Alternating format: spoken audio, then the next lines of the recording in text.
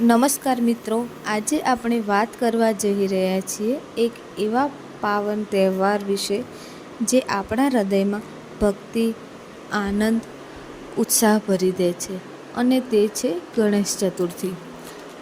આ તહેવાર વિનાયક ચતુર્થી કે ગણેશ ઉત્સવ તરીકે પણ ઓળખવામાં આવે છે. તો મિત્રો, તમને મારો આ વિડીયો પસંદ આવે તો લાઈક કરજો, શેર કરજો અને જો ચેનલમાં નવા હોય તો ચેનલને સબસ્ક્રાઈબ કરી લેજો, જેથી તમને મારા નવા વિડીયોની માહિતી મળી શકે. Thank you. તો મિત્રો, ભાદરવા મહિનાની ચતુર્થીના દિવસે ભગવાન શ્રી ગણેશનો જન્મ થયો હતો. માન્યતા છે કે આ દિવસે માતા પાર્વતીએ માટીમાંથી ગણેશજીને રચ્યા હતા અને શ્વાસ આપ્યો અને ભગવાન શિવે તેમને આશીર્વાદ આપીને વિઘ્નહર્તા અને સર્વપ્રથમ પૂજનીય દેવતા તરીકે સ્થાન આપ્યું. તેના કારણે કોઈ પણ ધાર્મિક કાર્યની શરૂઆત ભગવાન ગણેશની પૂજાથી જ કરવામાં આવે છે. તો ચાલો મિત્રો, જોઈ લઈએ ગણેશ ચતુર્થીનું સ્થાપન કેવી રીતે કરવું. આજના દિવસે ગણેશજીની માટીની મૂર્તિ લાવવાની હોય છે. ભક્તો ઘરમાં કે મંદિરમાં સુંદર ગણેશજીની મૂર્તિ લાવે છે. મૂર્તિનું સ્થાપન કરવાનું હોય છે અને સ્થાપન કરતાં પહેલાં પૂજાના સ્થાપનને ગંગાજળ અથવા શુદ્ધ જળથી શુદ્ધ કરી લેવું જોઈએ. પછી લાલ કે પીળા રંગના કાપડ પાથરી તેના ઉપર અનાજના સ્વસ્તિક ઉપર મૂર્તિને બિરાજમાન કરો.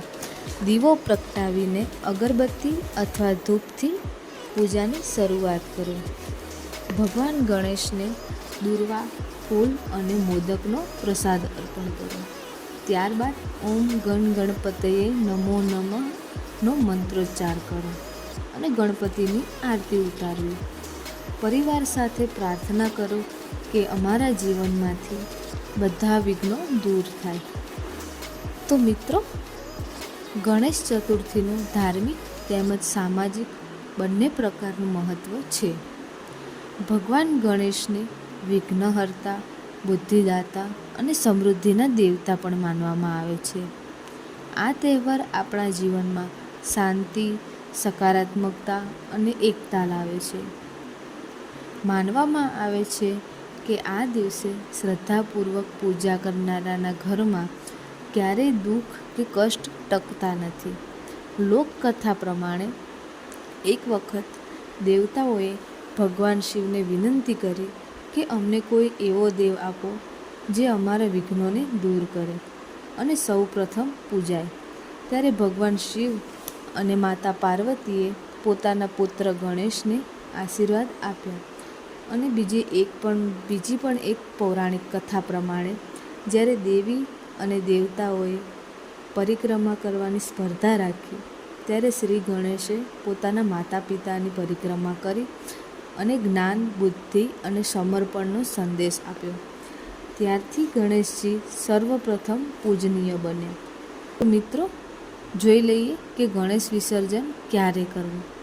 તો ગણેશ ચતુર્થી લઈને અનંત ચતુર્દશી સુધી ગણપતિજીનું પૂજન કરવામાં આવે છે. અંતિમ દિવસે વિસર્જન થાય છે. ગણેશ ચતુર્થી માત્ર ધાર્મિક તહેવાર જ નથી, પરંતુ તે આપણને ભક્તિ, જ્ઞાન અને સમર્પણનો પાઠ શીખવે છે.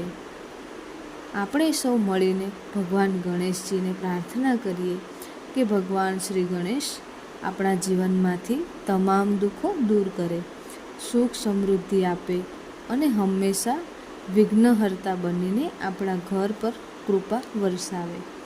તો બોલો સૌ સાથે